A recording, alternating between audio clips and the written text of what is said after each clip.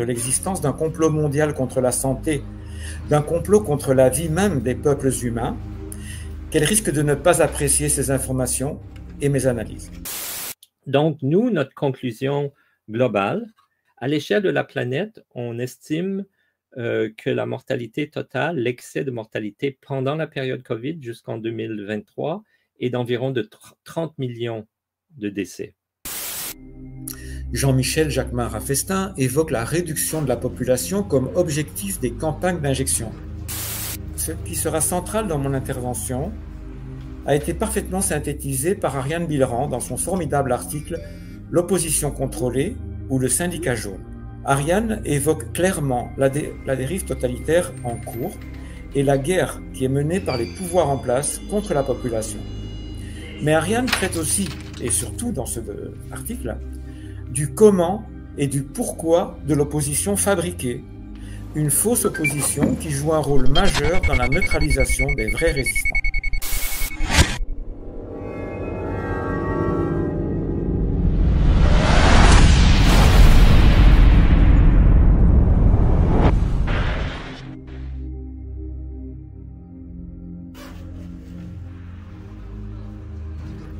Je pense tout particulièrement aux organisations liées à Louis Fouché et à Xavier Azalbert, de qui je me suis clairement éloigné à partir du moment où l'IHU des Mérieux, que j'appelle comme ça parce qu'il a été cofondé par les Mérieux, et Didier Raoult, qui, tous deux, l'IHU et Raoult, ont soutenu la campagne d'injection expérimentale.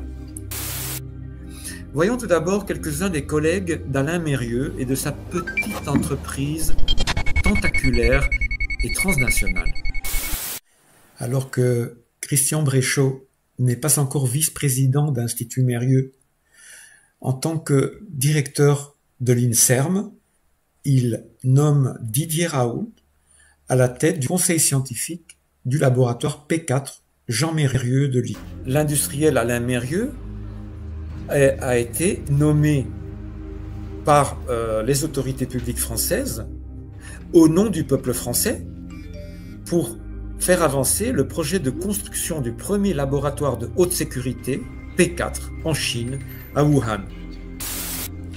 La directrice du Centre des maladies infectieuses émergentes de Chine, future directrice adjointe du laboratoire de Wuhan, est formée par la Fondation Mérieux, propriétaire du laboratoire P4 de Lyon.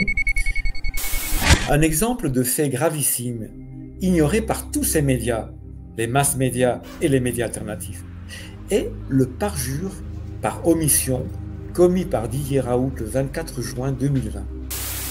Didier Raoult, médecin résistant ou fidèle collaborateur de la holding Institut Mérieux? Et donc aujourd'hui, quelles sont les populations qui devraient être vaccinées contre le papillomavirus, notamment en termes d'âge? Quelles sont les populations sur lesquelles il faudrait orienter la politique vaccinale? Il ne faut pas l'orienter, il faut proposer ça à tous les jeunes. Opposition contrôlée, nos positions sont trollées, on les laisse faire et on savait qu'ils allaient se taire comme trollés. Trop d'influenceurs parce que trop d'influençables, l'argent a pris le dessus parce que trop ont cru en... Il faut considérer les intérêts des puissants. Quels sont les intérêts des puissants? La neutralisation des vrais résistants se fait aussi via les méthodes du cheval de Troie, parmi lesquelles je considère figurent en tête de liste Didier Raoult, Donald Trump, les BRICS et Elon Musk. Ces gens, ces organisations sont là en grande partie pour invisibiliser les vrais résistants. Des techniques de manipulation psychologique similaires ont réussi l'exploit de convaincre beaucoup d'entre nous, et j'en fais partie, du fait que des organisations et des individus servant les intérêts des organisateurs du complot criminel en cours seraient de véritables héros de la résistance au pouvoir en place. Alors, pour combattre un ennemi, il faut être capable de le voir. Cette assertion de Sacha Latipova me semble particulièrement importante et totalement d'actualité. This was calculated, this was formulated, this was focus grouped, this was articulated, this was manufactured, this was falsified, this was coerced, this was inflicted, this was denied. We were terrorized, we were isolated, we were gaslit, we were dehumanized, we were wounded, we were killed. Don't let them get away with it. Don't let them get away with it. Don't let them get away with it.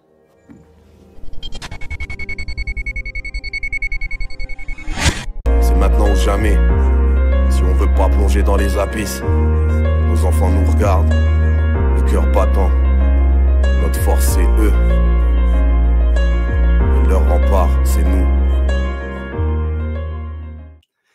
Salut la famille, c'est Akina sur le Front Médiatique et nous sommes le dimanche 12 mai 2024 et je suis très heureux de vous retrouver pour un nouvel épisode de la série Conférence citoyenne. Ce soir, nous avons la chance d'accueillir Alain Scolart qui va nous parler en 3 parties de l'eugénisme 2.0 et du transhumanisme, leur guerre ouverte contre les peuples.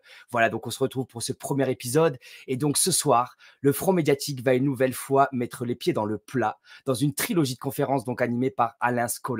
C'est un simple citoyen engagé, ancien référent d'ailleurs de Réinfo Covid Corse. Alain est surtout un investigateur hors pair selon moi. Il a été un exemple et un des premiers par exemple à relever de nombreux éléments troublants sur Tim Ballard qui est le héros controversé de Sound of Freedom. Cette conférence de 3 parties qu'il nous propose en exclusivité sur le Front Médiatique, merci à lui pour sa confiance, est le fruit de plus de 4 ans de recherche et de plus de 6 mois de synthèse et près de 2 mois de collaboration avec moi pour pouvoir construire cette conférence. Il nous propose un résumé à travers 180 diapositives, accompagné d'une vingtaine de capsules vidéo qu'il a montées lui-même pour démontrer de nombreux faits plus que troublants qui questionnent notre compréhension du monde et celle, entre guillemets, de la résistance. Alain Scolart nous propose une approche systémique et fait quelques retours historiques pour mieux comprendre le réel et les temps présents.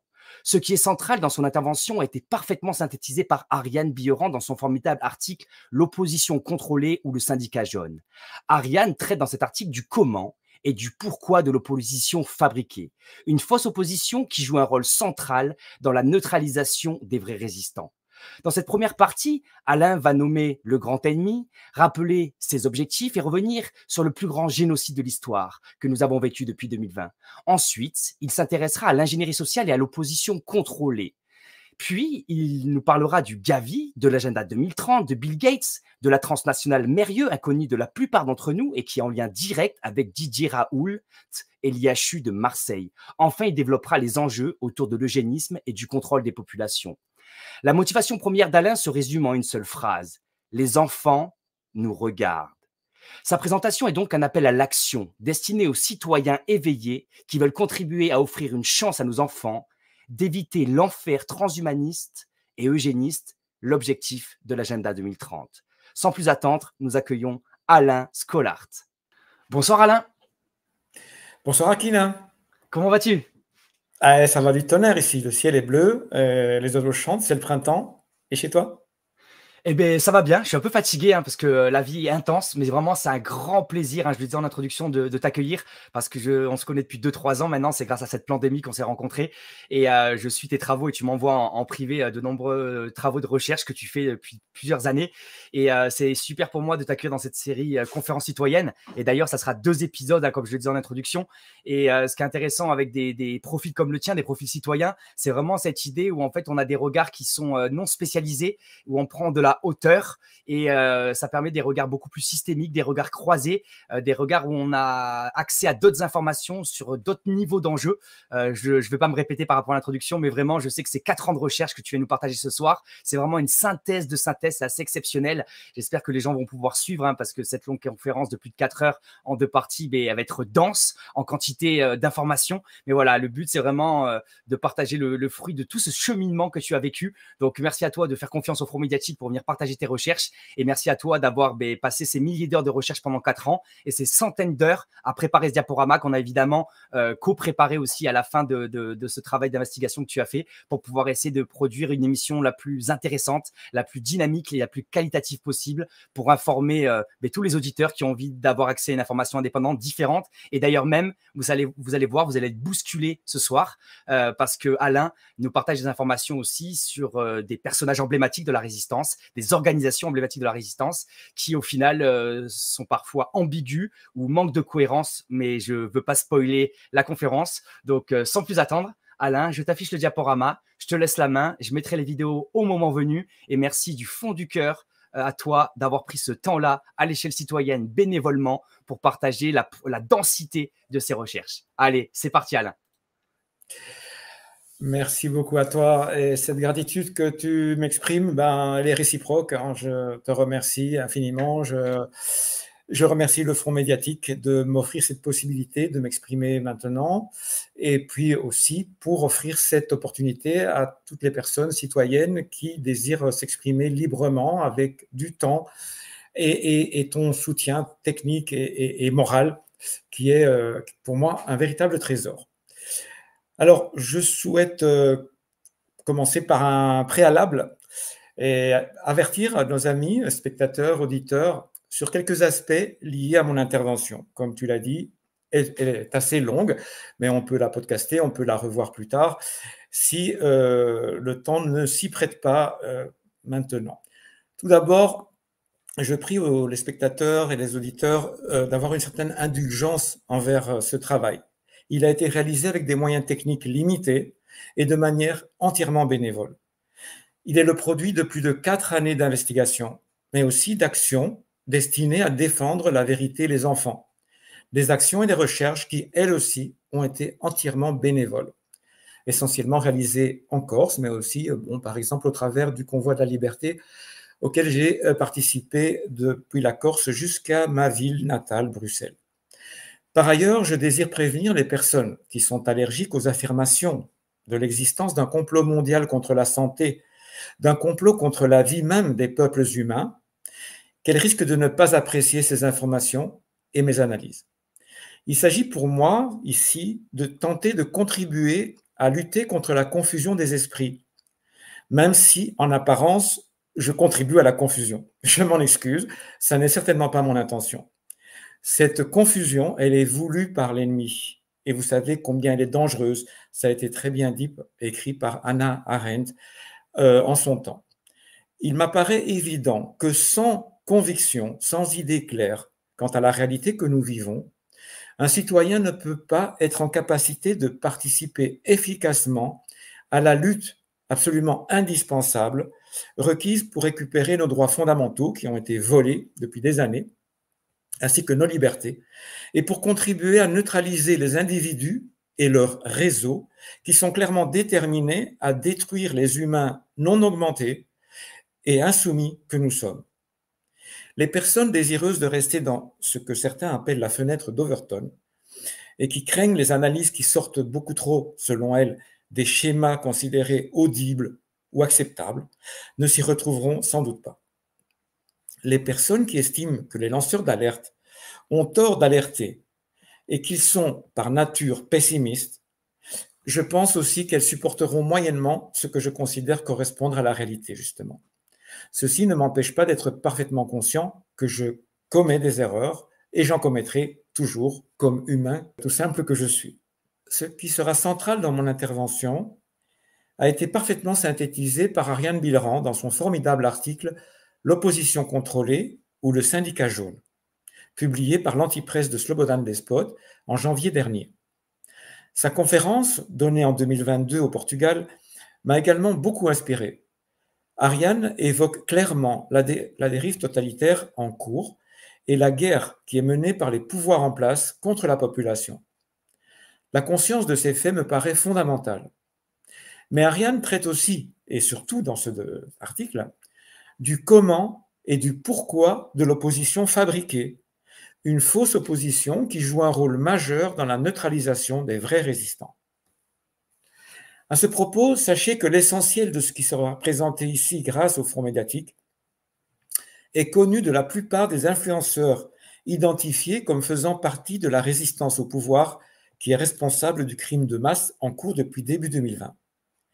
Je pense tout particulièrement aux organisations liées à Louis Fouché et à Xavier Azalbert, de qui je me suis clairement éloigné à partir du moment où l'IHU des Mérieux, que j'appelle comme ça parce qu'il a été cofondé par les Mérieux, et Didier Raoult, qui, tous deux, l'IHU et Raoult, ont soutenu la campagne d'injection expérimentale, en 2021 en tous les cas, au moment clé de la suspension des soignants, entre autres, et qui sont justement restés silencieux face à ce crime qui a été commis à l'encontre de 2 300 000 soignants et d'autres professionnels suspendus par le gouvernement Macron à partir de septembre 2021.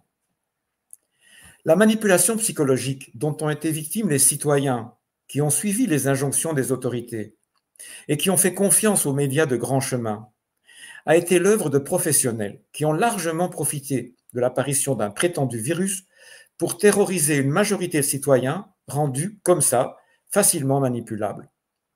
Cependant, mon expérience de plus de 4 années de résistance, face à ce que je qualifie d'infamie, m'amène à croire qu'une cible prioritaire de notre ennemi est, et a toujours été, le vrai résistant.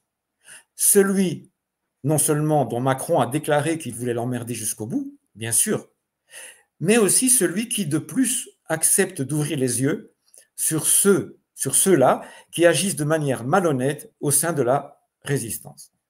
Ce public a été et reste le sujet d'un endoctrinement tout aussi efficace que celui qui a été destiné au gros de la population. Et à mon sens, cet endoctrinement est particulièrement pervers. Des techniques de manipulation psychologique similaires ont réussi l'exploit de convaincre beaucoup d'entre nous, et j'en fais partie, du fait que des organisations et des individus servant les intérêts des organisateurs du complot criminel en cours seraient de véritables héros de la résistance au pouvoir en place. Pour la France, je pense évidemment en tout premier lieu au professeur Didier Raoult, à qui je présente mes excuses de m'en référer à lui, mais voilà, je l'ai soutenu pendant plus d'1 an, de manière acharnée, je vais dire, comme l'ont fait Louis Fouché, Xavier Zalbert, et qui ont continué à le faire. À part après, le fait que j'ai cessé de le soutenir en juillet 2021, suite à son tweet que je considère de caractère assassin, du 9 juillet 2021, m'a valu d'être véritablement invisibilisé, voire même combattu par plusieurs de mes plus proches compagnons de lutte précédant ce message de la honte et d'autres messages dont nous parlerons plus loin, qui ont été, à mon sens, au moins aussi choquants que ce fameux tweet du 9 juillet.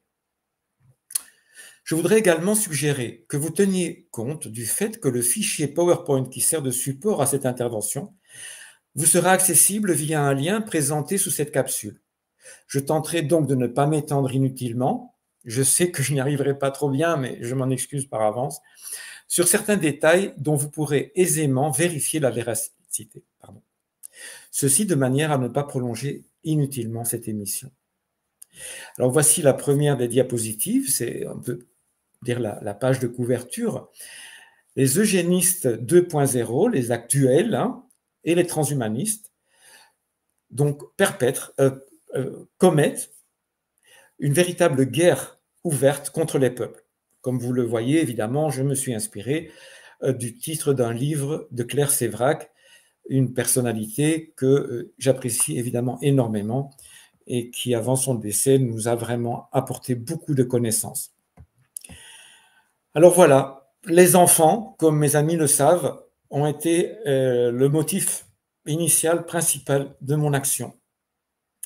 Cette présentation, justement, est un appel à l'action, non violente, bien sûr, mais ferme et déterminée.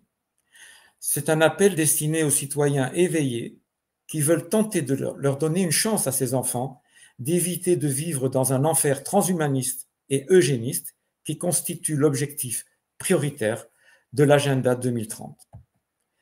Écoutons maintenant Yuval Harari s'exprimer sur ce qu'il considère ou considérait être l'âme humaine. But soon, at least some corporations and governments will be able to systematically hack all the people. We humans should get used to the idea that we are no longer mysterious souls. We are now hackable animals. That's what we are.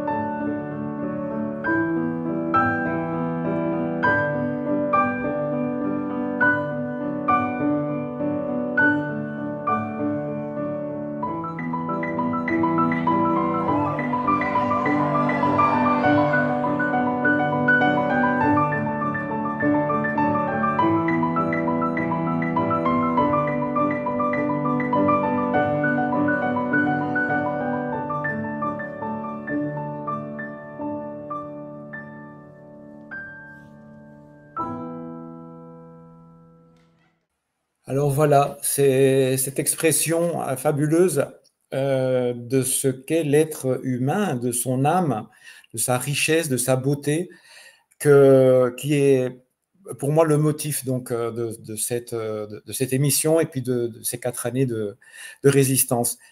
Mais malheureusement, face à cet être humain, eh bien, on a un ennemi qui lui livre une guerre impitoyable et qui, malheureusement, pour beaucoup d'entre nous, est rendu invisible aux yeux de la majorité des citoyens via la manipulation psychologique et qui engendre un génocide mondial discret via l'utilisation d'armes de destruction massive, peu ou pas détectables. Je peux citer entre autres les ondes électromagnétiques, l'inoculation de poisons nanomoléculaires, des poisons en tout genre dispersés dans l'air, via des avions, n'est-ce pas, dans l'eau, dans les aliments et autres. Contrairement à ce qui est souvent avancé, cette agression mondiale contre la santé des citoyens, en particulier contre celle des femmes désireuses d'avoir un enfant et contre les enfants nés ou à naître, s'est particulièrement vue depuis 2020. Mais, comme l'avait expliqué Claire Séverac en son temps et d'autres personnalités comme Sylvie Simon et d'autres formidables, ça ne date pas ni d'aujourd'hui ni de 2020, malheureusement. Dans l'actualité, on peut voir que cette agression visible, très clairement visible entre 2020 et 2022, eh bien, elle continue. On le voit au Brésil, par exemple, où un des grands patrons des BRICS, Lula da Silva, pour ne pas le citer, fait injecter actuellement le poison Pfizer Baby des Américains, lui qui les dénonce, sur plusieurs millions de petits de moins de 3 ans. Alors, pour obtenir cette invisibilisation du plus grand génocide de l'histoire humaine, les moyens mis en œuvre ont été et sont toujours énormes.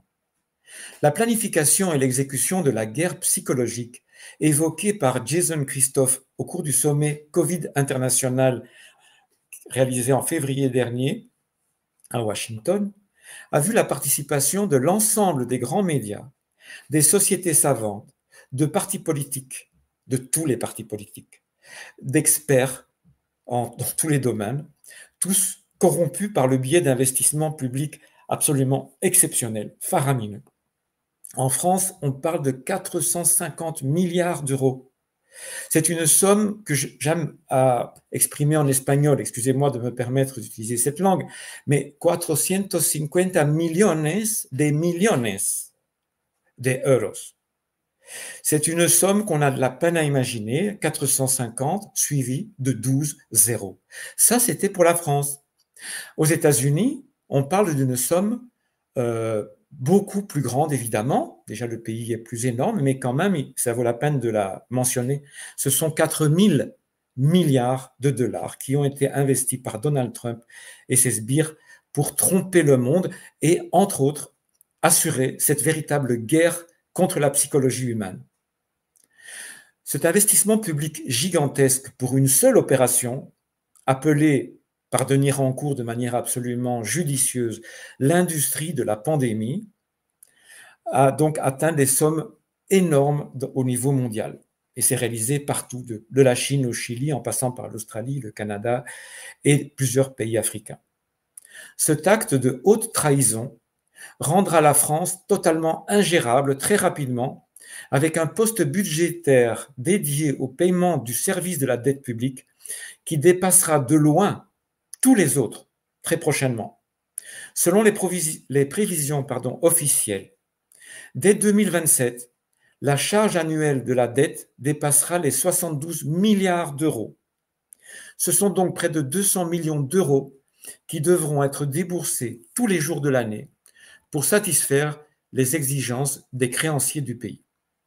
J'aime beaucoup cette phrase de Jason Christophe, exprimée le 23 février dernier à Washington. C'est un petit peu une synthèse du motif de mon intervention de ce soir.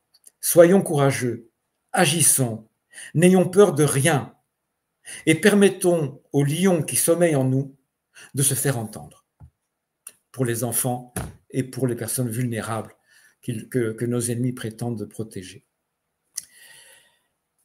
Face à la position d'Alain Fischer, ami déclaré de Didier Raoult selon ses propres dires, mais indiscutable ennemi de la santé publique et qui assume que les aiguilles des pharma, des big pharma, doivent piquer les bras des petits, nous avons heureusement quelques résistants conscients et courageux, tels que l'admirable rappeur Misa, qui appelle à construire un rempart de protection pour les enfants, pour qu'ils puissent faire face à ces psychopathes et leur éviter le pire, à savoir de devoir vivre dans un monde dominé par des humains améliorés, entre guillemets bien sûr, non genrés très souvent, et d'où la liberté de pensée et d'action aura été définitivement bannie. Alors cette diapositive, la 6e, je vais y dédier un temps particulier. Je pense que vous comprendrez pourquoi. Elle résume à elle seule l'objet de mon intervention. Nous y découvrons une surprenante série de coïncidences en termes de date. Effectivement, en septembre 2019, plusieurs faits significatifs et ignorés majoritairement de la population ont lieu presque simultanément. À ce moment-là, il ne manque que quelques petites semaines pour qu'apparaissent les premiers cas de citoyens chinois supposément touchés par une étrange maladie virale. Mais au début de ce même été 2019, les patrons du Forum de Davos et de l'ONU venaient de signer un accord officiel, formel, pour la mise en œuvre de l'agenda mondial 2030, un agenda établi sans aucune consultation d'aucune sorte des populations et concocté par des milliardaires eugénistes et transhumanistes. Or, début septembre 2019, Stéphane Bancel, intime des propriétaires de l'entreprise transnationale Institut Mérieux, dès la fin de ses études en 1995, et alors PDG de l'entreprise Moderna depuis 2011, quitte supposément son poste d'administrateur au sein de la Fondation Mérieux. Et le même mois de septembre, le général de l'armée de terre de la France, Jean-Pierre Bosser, prend ses fonctions de directeur général délégué de cette même Fondation Mérieux. Ce même 23 septembre 2019 toujours, à l'hôtel de ville de Lyon, sont réunis les participants aux 3e confluence franco-chinoise. Au cours de cet événement où se côtoie le gratin du monde politique et médical français, une participante chinoise habituée de ces confluences est Shi Zhengli. Qu'on m'excuse la prononciation, je n'ai jamais appris le chinois. Elle est surnommée habituellement Batwoman, elle qui étudiait les virus sur les chauves-souris. Elle est aussi qualifiée justement de chasseuse de virus de Wuhan. Il faut rappeler qu'il est dit qu'avec le soutien des Mérieux et de Peter Daszak de l'ONG EcoHealth Alliance, elle a tout de même fabriqué 8 virus capables de passer de la chauve-souris à l'être humain, ce qui n'est pas naturel. Elle est la responsable scientifique chinoise la plus impliquée dans l'affaire C19, on l'appellera comme ça pour éviter trop de soucis. Elle va d'ailleurs signer en février 2020, donc tout au début de la supposée pandémie, en tout cas avant qu'elle n'arrive même en Europe, soit quelques mois, 4 mois et demi plus tard, un rapport dans lequel elle affirme, avec d'autres scientifiques, qu'un nouveau virus dangereux est apparu à Wuhan. Dès janvier 2020, Shi Zhengli évoque l'utilité de la méthode d'amplification PCR, une méthode d'amplification des nucléotides, c'est-à-dire des brins d'ADN, de matériel génétique, donc dans ce cas-là de virus, à partir de l'utilisation d'enzymes. On appelle ça la polymérase, donc la réaction en chaîne de la polymérase, la PCR, pour détecter le fameux virus.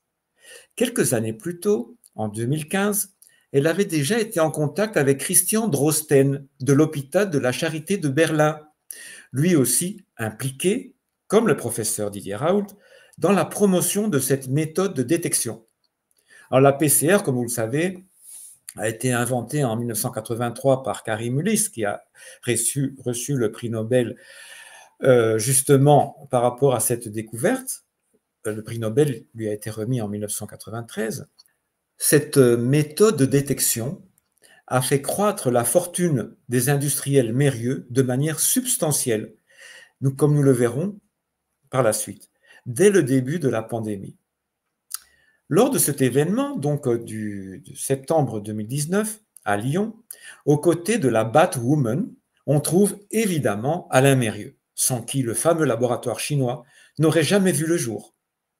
Cet événement a lieu à proximité des bureaux bien connus de Stéphane Bancel, de Jean-Pierre Bosser, d'Alain Mérieux, mais aussi de Didier Raoult.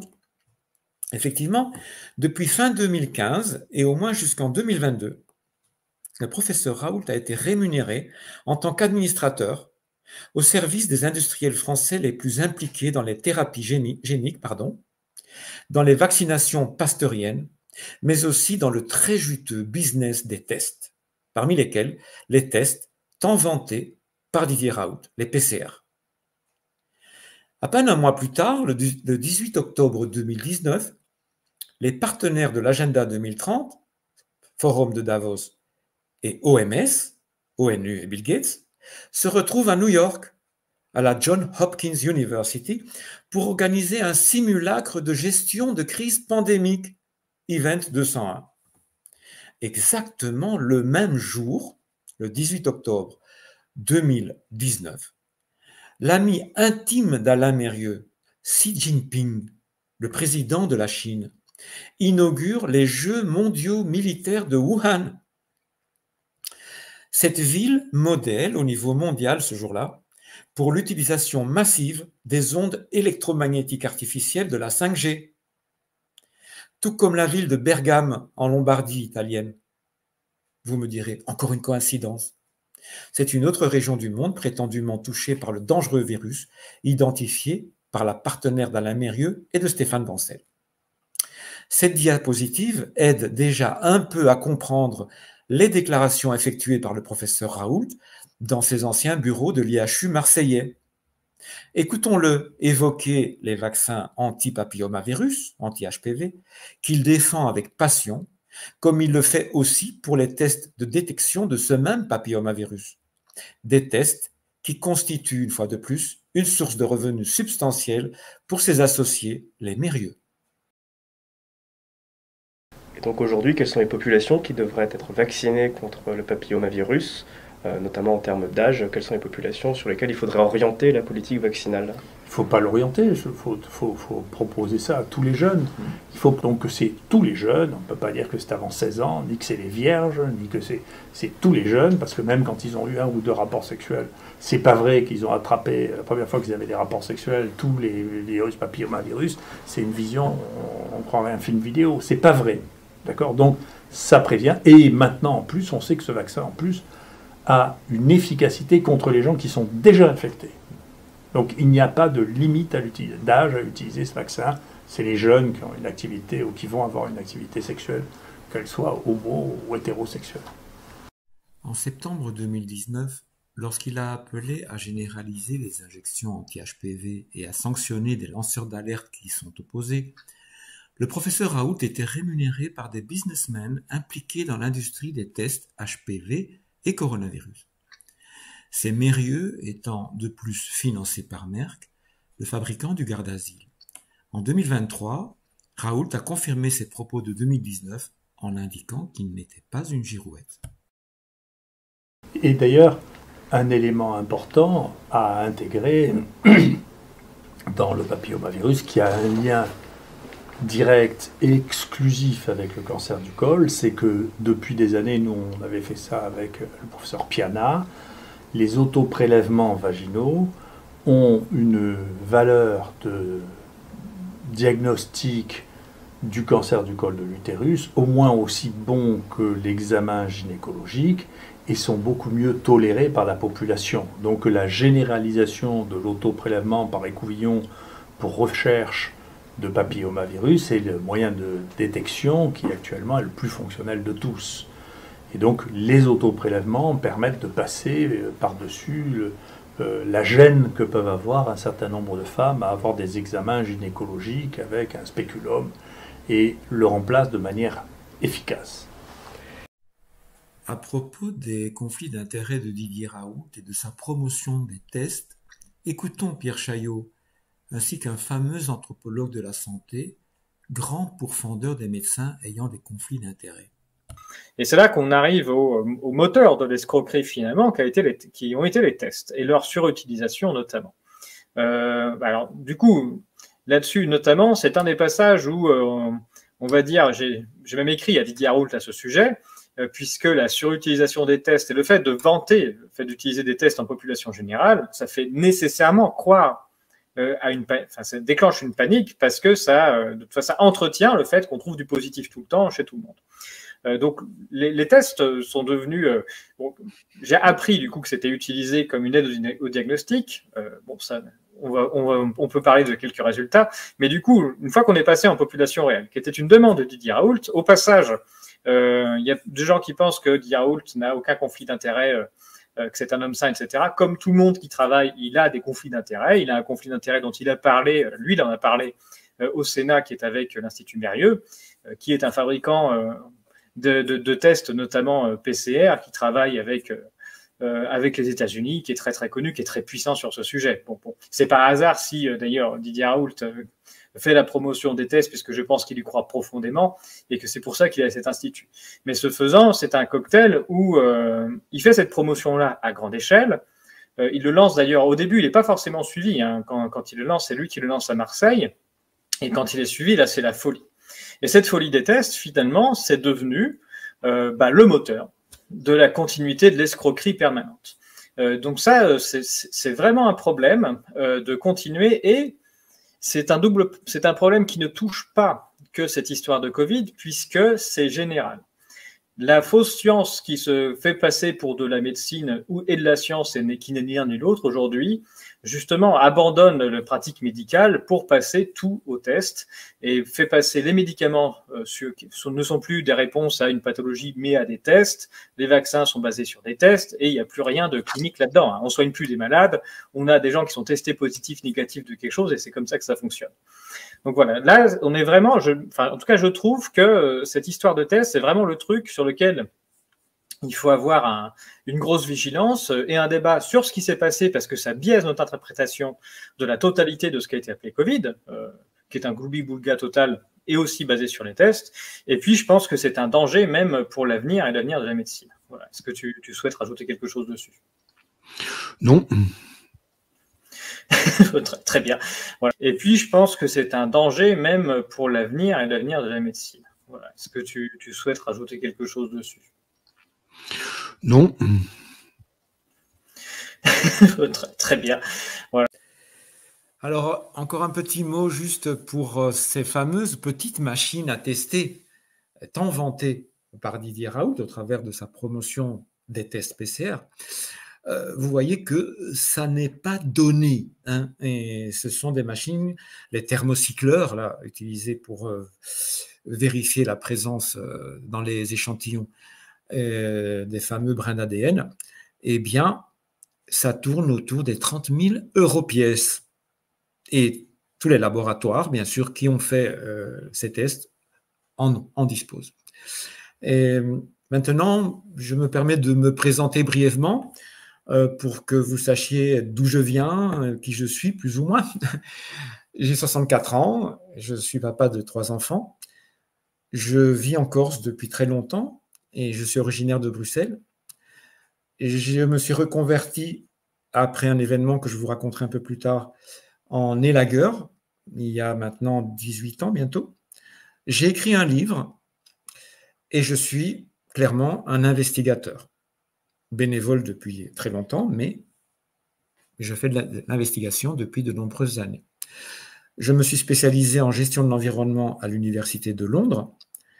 J'ai été, en 2021, le premier co-référent de Réinfo Covid Corse.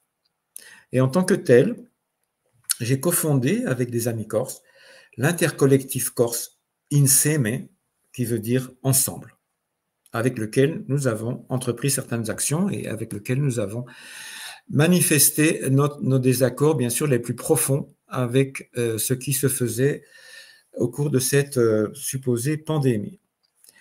Alors la Corse, comme vous le savez, c'est un territoire magique, de toute beauté par sa nature. C'est aussi une terre défendue avec beaucoup de difficultés par certains Corses, particulièrement courageux et qui tentent de faire face à des organisations mafieuses, dont la plus omniprésente, d'après moi, est celle dirigée depuis 2017 par l'autoproclamé emmerdeur des citoyens non injectés et par ses relais locaux, qu'ils soient masqués ou qu'ils opèrent à visage découvert. C'est une île merveilleuse, disais-je, mais soumise, comme les autres régions du pays, au diktat de responsables politiques essentiellement malveillants. Rappelons-nous du nuage arrêté aux frontières par feu le professeur Pierre Pellerin et ses complices, aujourd'hui décédés, Jacques Chirac, François Mitterrand. À propos de Tchernobyl, peu nombreux sont les citoyens qui savent que les pompiers d'Ajaccio ont été sommés par les autorités nationales de débrancher le seul compteur Gégère de la région lorsque celui-ci avertissait du danger de la radioactivité. Un grand merci à Eliane Parigi et à Jean-Charles Chattard pour leur courageux documentaire « Le mensonge radioactif ». Il faut rappeler aussi les mots exprimés par Michel Barzac, gynécologue, et alors ministre de la Santé. Elle prenait déjà particulièrement soin des personnes vulnérables, n'est-ce pas? Quelques jours après l'explosion de la centrale ukrainienne, le 16 mai 1986, elle avait déclaré, je cite, « Le déroulement des grossesses en cours ne nécessite aucune précaution particulière. Les eaux habituellement potables, le lait et les produits alimentaires frais ou de conserve peuvent être consommés quel que soit l'âge du consommateur. » Pendant ce temps, en Italie, tous ces aliments étaient soit interdits, soit considérés comme dangereux. Michel Barzac deviendra ensuite président de la fondation GlaxoSmithKline, GSK, en 1998, aux côtés de Jacques Attali et de Jean-François Delfrécy, qu'on ne présente plus, et puis présidente d'UNICEF pour la France en 2012. N'oublions pas non plus ces affaires criminelles impliquant encore l'État français, telles que celle de l'incendie de la Paillote chez Francis, brûlée en 1999 par des gendarmes se faisant passer pour des truands locaux. Alors voilà une étape passionnante dans ma vie et qui m'a beaucoup servi. Je pense avoir appris énormément là-bas. C'est cette quinzaine d'années vécues en Bolivie. Durant une bonne douzaine d'entre elles, j'ai travaillé pour les services de la coopération internationale de Belgique. Mes dernières missions visaient à tenter d'aider des villageois andins à lutter contre la pollution de leurs fleuves par du cyanure, de l'arsenic, du plomb et d'autres poisons rejetés par l'industrie minière. Cela m'a attiré pas mal d'ennuis, dont des menaces. À l'époque, j'avais été interviewé par le New Scientist suite à l'explosion d'un barrage de déchets miniers. J'avais aussi reçu à Potosi des représentants de Radio France Internationale qui étaient venus pour le même motif. Et finalement, comme vous pouvez le voir en espagnol, sur cette coupure du quotidien du département de Sucre, dans le sud de la Bolivie, donc j'avais promis de rentrer pour retrouver mes enfants qui étaient restés là-bas suite à mon licenciement. Que dire de plus de la Bolivie? Eh bien que ces menaces envers moi se sont intensifiées lorsque j'ai dénoncé un projet d'exportation de gaz bolivien entre guillemets, n'est-ce pas? Parce que ce sont bien des transnationales européennes, américaines qui contrôlent ces ressources naturelles. Ce gaz devait être exporté vers la Californie. Via ce projet qui m'est apparu comme étant totalement absurde dès le départ, mais qui a fait rêver beaucoup de Boliviens, ces transnationales tentaient, avec l'aide du gouvernement bolivien, de leur faire accepter l'idée que leur gaz naturel passe par le Chili, pays qui, pour la majorité d'entre eux, est un véritable ennemi qui leur a volé l'accès à l'océan Pacifique vers la fin du XIXe siècle.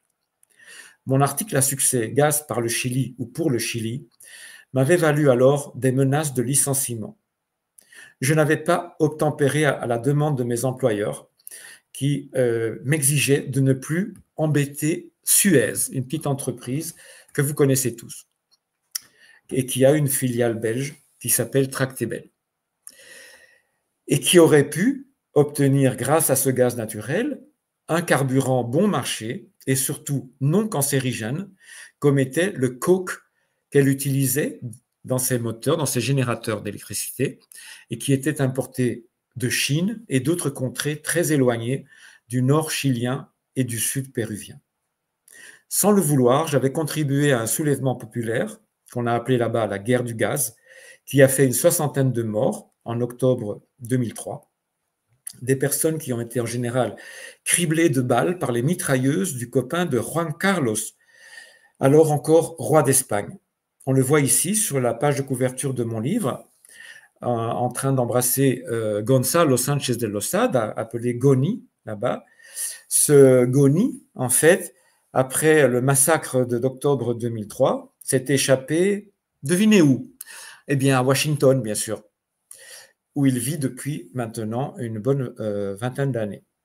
Suite à mon licenciement, donc j'ai écrit ce livre, dont le titre est « Le nouvel ordre mondial et le pillage de la Bolivie », et qui n'a, comme bien souvent des livres de lanceurs d'alerte indépendants, jamais été traduit. C'est le cas, par exemple, comme vous le voyez sur votre écran, sur la partie inférieure gauche, America Rules.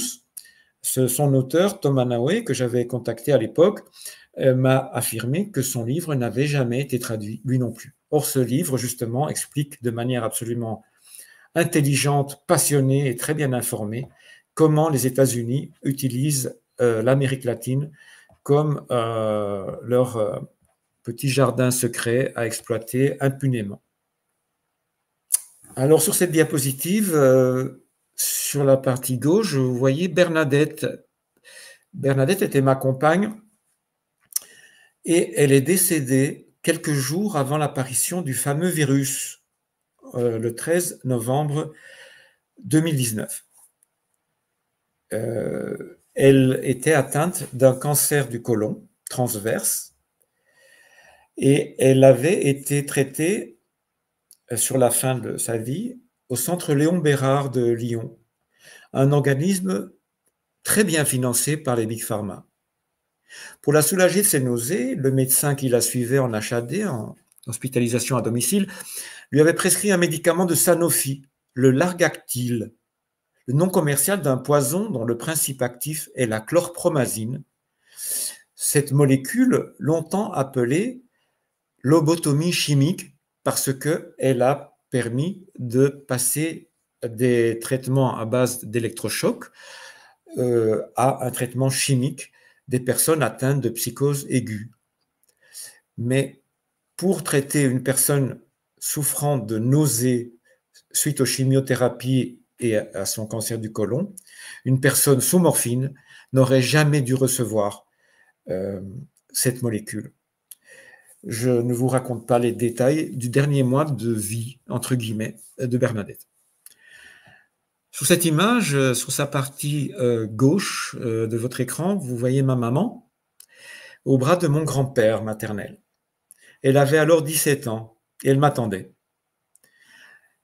Elle est, depuis plus d'un demi-siècle, une résistante dans l'âme exemplaire, particulièrement investie face aux actes de cruauté commis sur les animaux, aux vaccinations en tout genre et à toutes sortes d'autres actes et projets malveillants.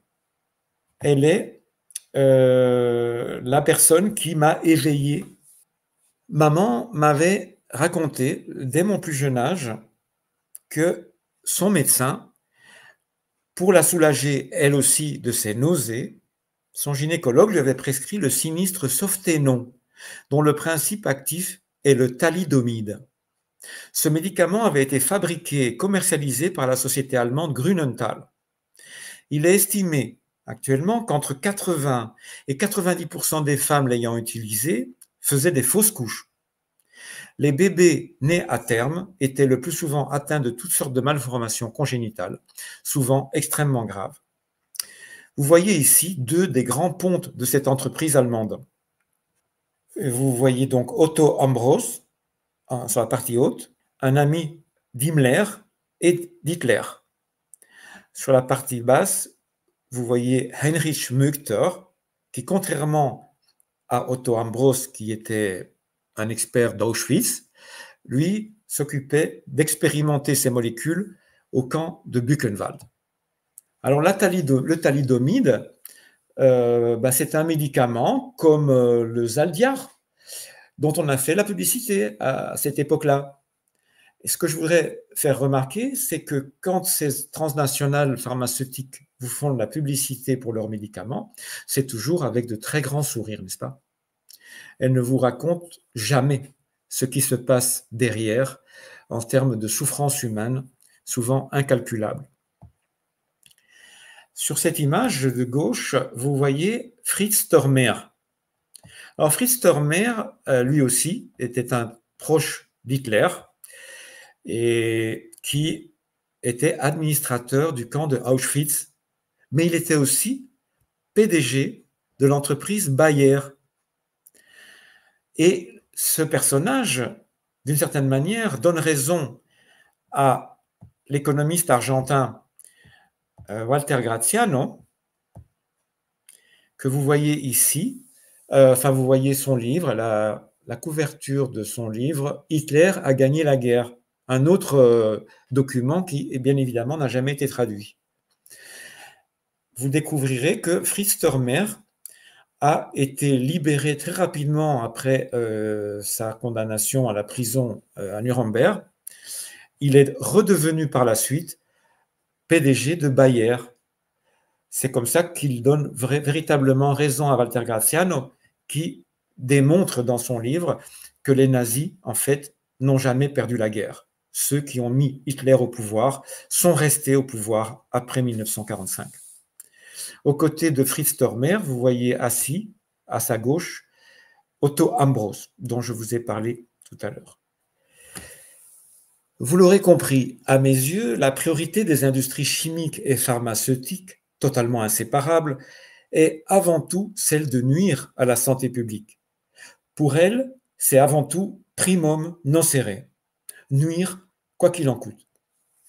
Les responsables de ces entreprises forment aujourd'hui un cartel au moins aussi puissant que celui d'I.G. Farben dans les années 30. Leurs représentants se retrouvent régulièrement lors des réunions du Dolder Club, du Club Bilderberg, de la Table ronde des industriels européens et ailleurs. Il y a 25 ans, en Bolivie, j'avais eu l'occasion de traduire une conférence du fondateur du groupe canadien ETC, Pat Mooney. Il nous avait alors expliqué que tous ces groupes pharmaceutiques et autres, supposément concurrents, et il avait spécifiquement cité Bayer, Monsanto, DuPont et Cargill. En fait, ces groupes apparaissent comme concurrents, mais ce n'est qu'une illusion. Une évidence, me direz-vous, à l'heure des BlackRock, Vanguard, Fidelity et autres State Street qui se possèdent mutuellement.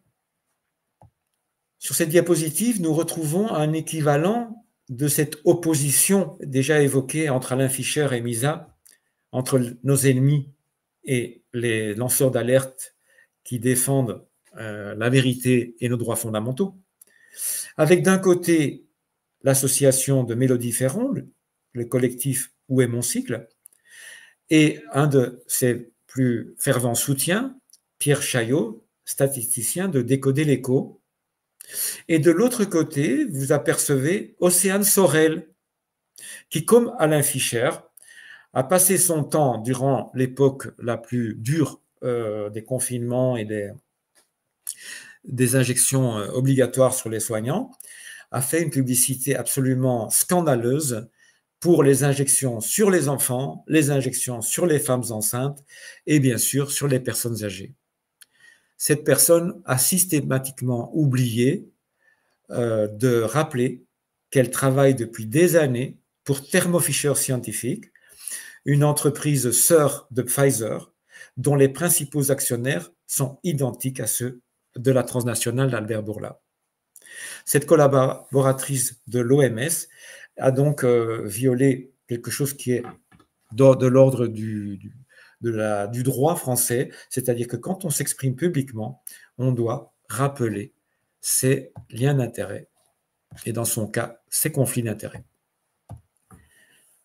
Dans le cadre de la lutte pour la défense des enfants, face aux meurtriers qui dirigent l'Organisation mondiale de la santé, s'oppose d'une part la Fédération internationale du planning familial, souvent appelée planning familial, digne héritière du pervers Alfred Kinsey et de l'eugéniste Margaret Sanger, et d'autre part les lanceurs d'alerte réunis par exemple au sein de l'association Honest et de la plateforme Jonas. À propos de l'affaire C19, Sacha Latipova, une experte indépendante qui a travaillé près de 25 ans pour l'industrie pharmaceutique, parle, elle, d'un meurtre de masse. Rainer Fulmich, avant d'être kidnappé par les sbires de M. Stoltz, a organisé un Nuremberg II, le grand jury, où l'ensemble de ce complot criminel a été dénoncé avec courage et lucidité par de formidables lanceurs d'alerte. Denis Rancourt, un autre chercheur très courageux, a évoqué récemment le chiffre astronomique d'une trentaine de millions de victimes de ce qu'il appelle fort justement l'industrie de la pandémie. Jean-Michel Jacquemin-Raffestin évoque la réduction de la population comme objectif des campagnes d'injection. Oui, pour moi, comme pour eux, il s'agit bien d'un génocide mondial. Mais ce génocide a ceci de particulier. Il est invisible aux yeux de la majorité des citoyens. Cette situation ubuesque ne se présente pas par accident. Elle est le résultat d'un complot soigneusement préparé depuis de très nombreuses années. Les photographies visibles sur cette diapositive sont susceptibles de pouvoir aider les personnes qui ont du mal à admettre que cela soit possible. C'est tellement gros, n'est-ce pas? Qu'ont de commun ces personnages? Eh bien, sur la partie de gauche supérieure, vous voyez Stéphane Bancel. C'est immédiatement à sa sortie de l'école centrale de Paris qu'il a été engagé par les industriels des vaccins et des machines à tester, les Mérieux. Il y a presque 30 ans déjà, en 1995. À l'époque, Alain Mérieux était déjà lié au gouvernement chinois depuis de nombreuses années. Il allait devenir un ami intime de Xi Jinping. Xi Jinping, au pouvoir depuis maintenant plus de 16 ans, d'abord comme vice-président et depuis mars 2013 comme président de la Chine. Tout dernièrement, le 9 avril dernier, c'est en privé que Xi Jinping, ce grand démocrate chinois, a reçu Alain Mérieux. La Fondation des Mérieux est une organisation strictement privée. Elle a édifié le laboratoire de haute sécurité Jean Mérieux à Lyon. C'est pourquoi, en fait, l'industriel Alain Mérieux a été nommé par les autorités publiques françaises au nom du peuple français pour faire avancer le projet de construction du premier laboratoire de haute sécurité, P4, en Chine, à Wuhan.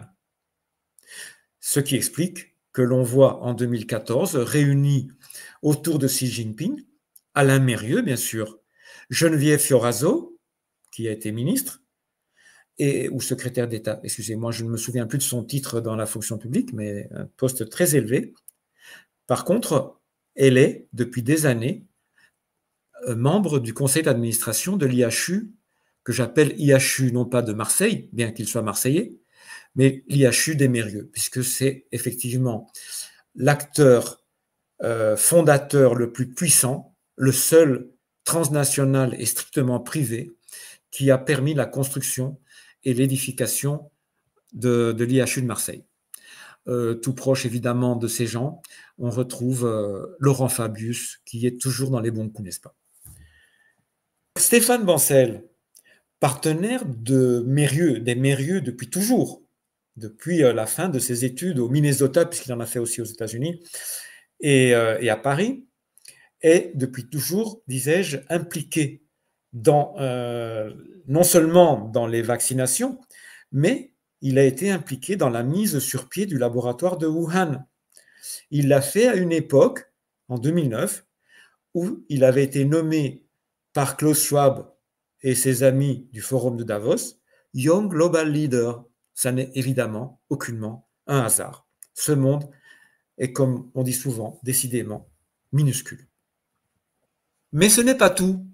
Ces fameuses machines à tester, les thermocycleurs, utilisés en Chine, comme aux États-Unis et à l'IHU des Mérieux, ont servi à identifier des milliards de cas, les fameux cas symptomatiques ou pas. Mais pas seulement.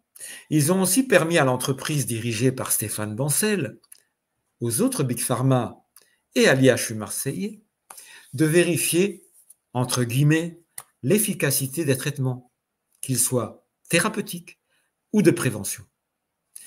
Systématiquement muets sur l'incidence de l'effet placebo de ces traitements et sur les guérisons spontanées, qui représentent une proportion substantielle des évolutions de pathologies de ce genre, selon l'industrie pharmaceutique elle-même, les experts de l'IHU des industriels Mérieux ont dit avoir des résultats exceptionnels. Le 9 avril 2020, Didier Raoult aurait rapporté, selon la presse, je me fie à elle pour une fois, la presse mainstream, aurait rapporté à Macron que le protocole hydroxychloroquine, azithromycine était d'une efficacité proche de 92%. Je vais citer ici textuellement ce qui a été rapporté par la presse comme étant faisant partie de ce rapport remis par Didier Raoult à Emmanuel Macron. La combinaison d'hydroxychloroquine et d'azithromycine est un traitement sûr et efficace contre le coronavirus, avec un taux de mortalité de 0,5% chez les patients les plus âgés.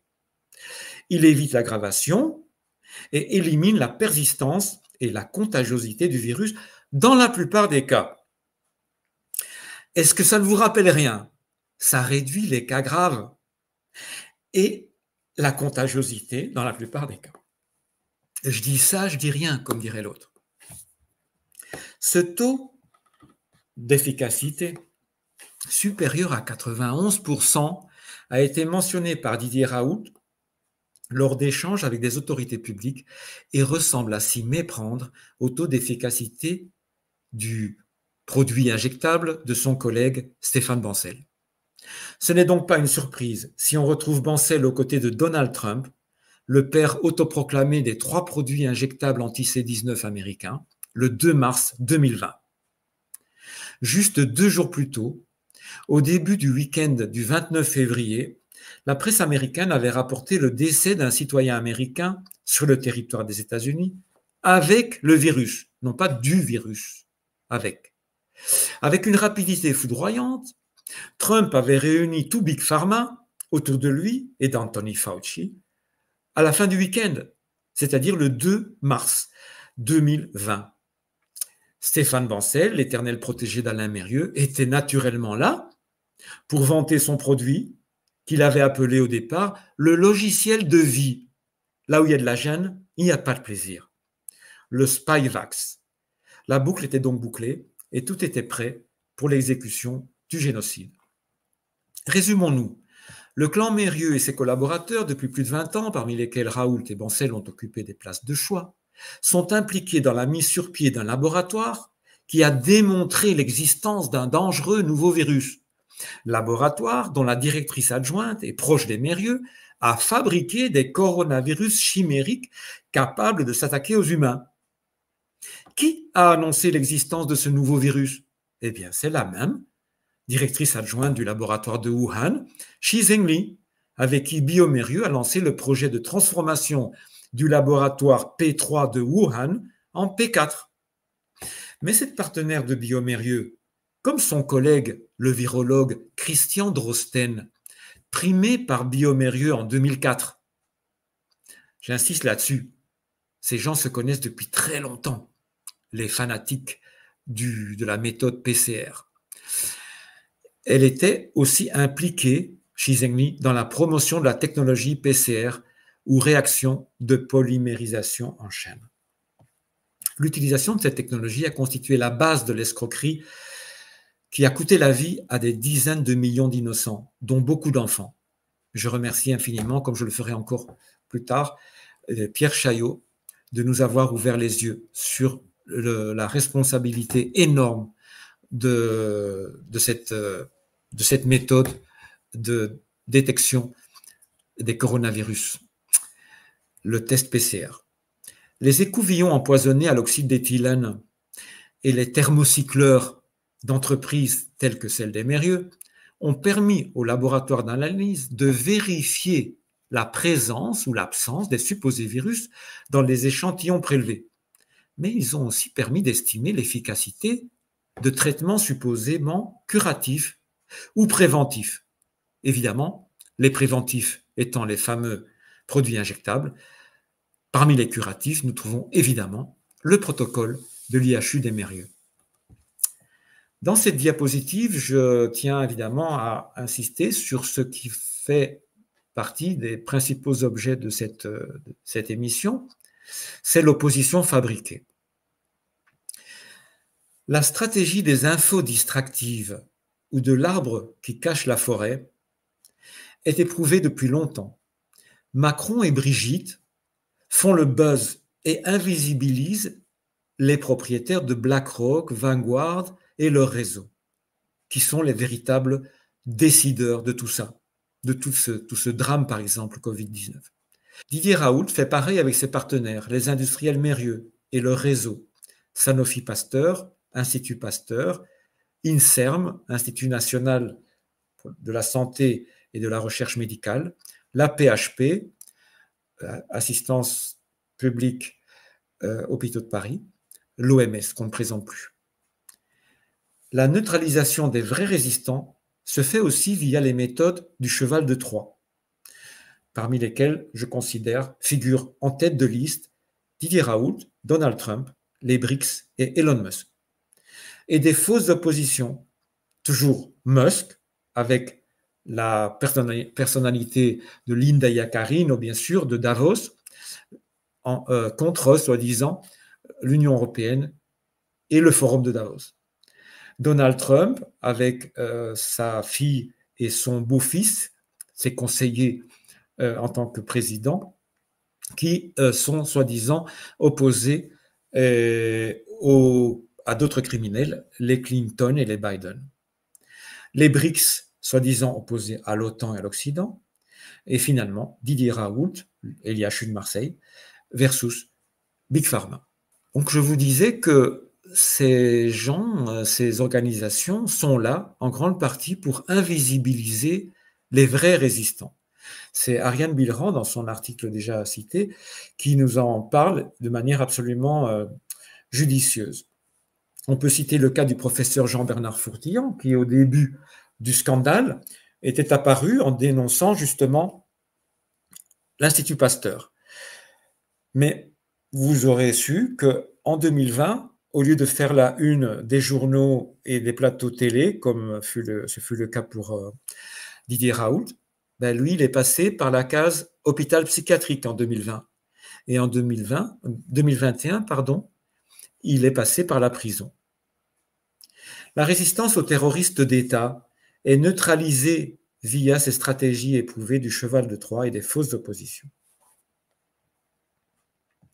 Pour atteindre cet objectif d'invisibiliser les vrais résistants, eh bien, tous les moyens sont bons.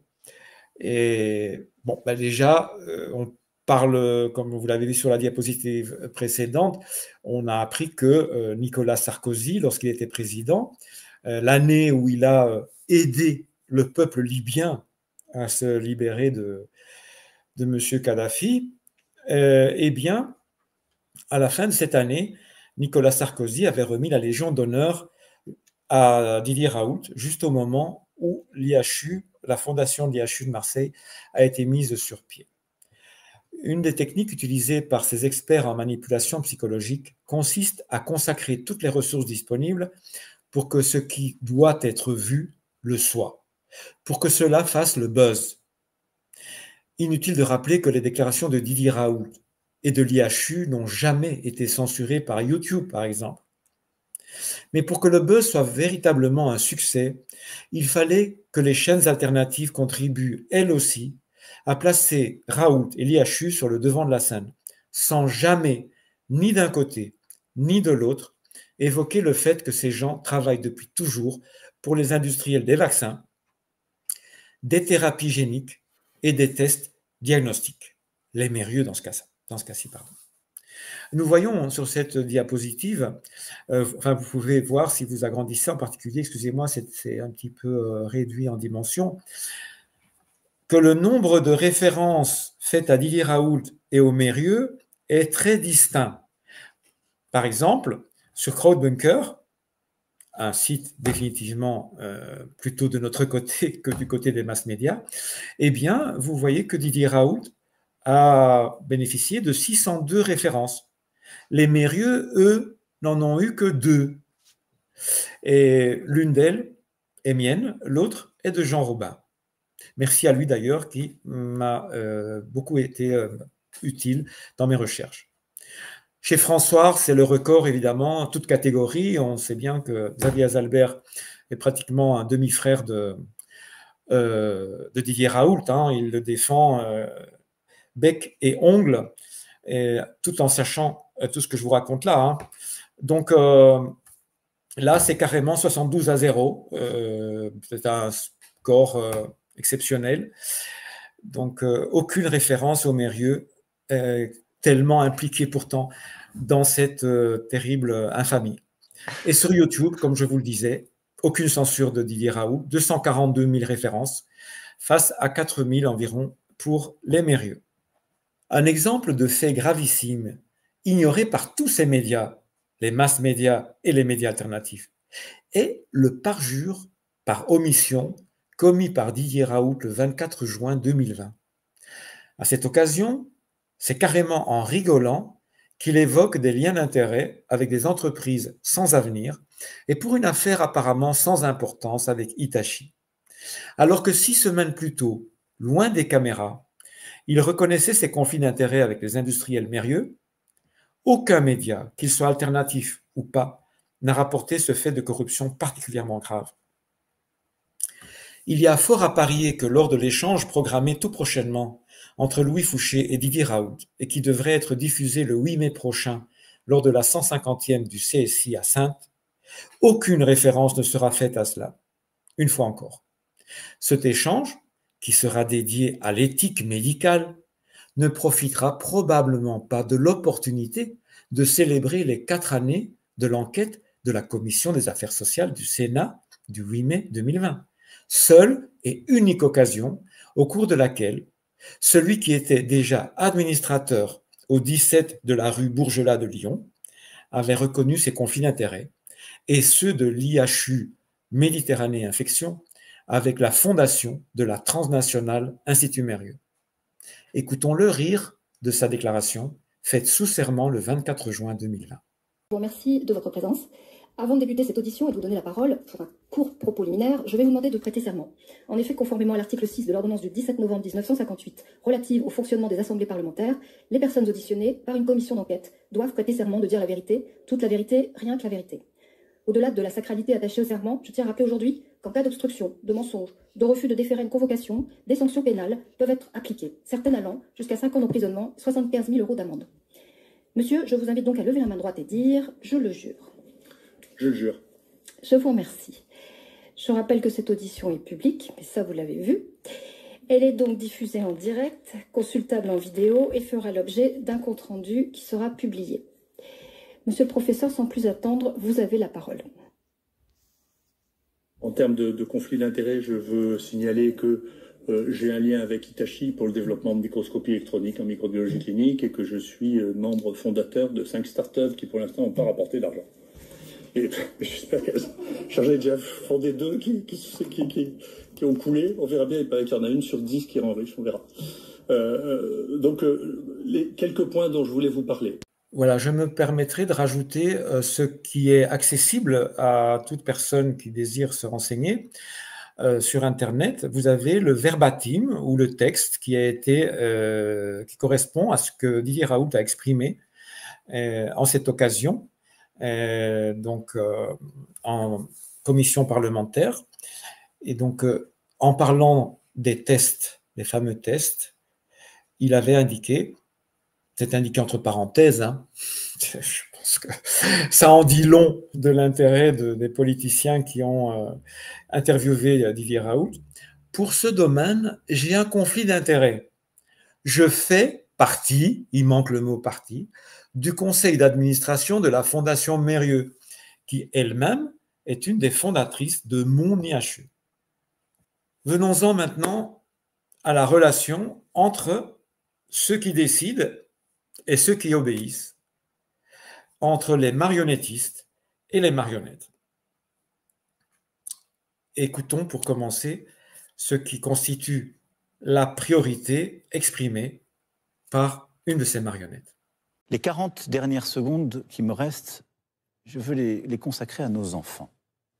On a parlé de notre jeunesse qui a tant souffert pendant le Covid. Et au fond, on se bat tous, chacun avec nos différences, nos sincérités, pour nos enfants. Et moi, l'une des choses qui m'importe le plus, si les Françaises et les Français me font confiance, c'est de continuer à leur bâtir un monde meilleur à travers toutes les politiques que j'ai défendues, mais aussi de mieux les protéger. Et la protection de l'enfance sera au cœur des 5 années qui viennent. Leur solitude, parfois leurs doutes, leur difficulté à vivre dans ce monde de plus en plus incertain, je crois, doit être au cœur de nos combats politiques. Ce sera en tout cas au cœur du mien et de mon engagement. La prévention sera le pivot de la stratégie nationale de santé discutée à l'automne. Des maladies que l'on croyait éradiquées se développent à nouveau sur notre territoire. Des enfants meurent de la rougeole aujourd'hui en France. Dans la patrie de Pasteur, ce n'est pas admissible. L'an prochain, les vaccins pour la petite enfance, qui sont unanimement recommandés par les autorités de santé, deviendront obligatoires. Est-ce que le vaccin est dangereux pour les femmes enceintes ? Malheureusement, il circule sur les réseaux sociaux toutes sortes d'informations inexactes, absolument fondées sur aucune publication scientifique, qui laisseraient penser que se vacciner pour une femme enceinte en particulier, pourrait être dangereux pour elle-même. Et puis évidemment, l'allusion, c'est le fœtus, parce qu'on se dit l'ARN va modifier le génome des cellules et entraîner des malformations ou quoi que ce soit chez le fœtus. Ceci est tout à fait inexact pour plusieurs raisons. D'abord, en termes de raisonnement de base, on sait que l'ARN qui est injecté dans ces vaccins est éliminé en 2-3 jours. Donc il ne persiste pas, il ne veut pas s'intégrer, s'associer au chromosome, au génome des cellules. D'autre part, à nouveau, l'expérience accumulée, d'abord d'ailleurs dans des modèles animaux, ont montré que les animaux, lors de grossesse, n'avaient aucun souci ni pour la femelle gestante, ni pour les petits nouveau-nés. Ensuite, donc, l'expérience accumulée au cours des derniers mois, à nouveau, chez des femmes qui ont été vaccinées de par le monde, il y a une étude scientifique, par exemple, de plus de 30 000 femmes qui montre qu'il n'y a aucun effet secondaire autre que les petites réactions immédiates, avoir une douleur au point de piqûre, ce genre de choses, éventuellement un petit peu de fatigue. Mais non, la vaccination, il faut le dire haut et fort, contrairement à des informations qui n'ont aucun substratum, aucune base scientifique, n'est pas dangereuse. Je vous en prie, pas les enfants.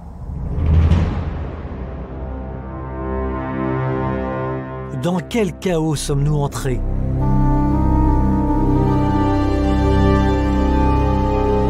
Quelle civilisation sommes-nous pour avoir interdit aux médecins de soigner en les menaçant s'ils n'obéissaient pas? Quelle civilisation sommes-nous pour avoir obligé tous les peuples du monde à s'injecter sous la menace d'une peur infondée un produit inconnu qui tue et dont la composition reste secrète? À qui en voulez-vous le plus?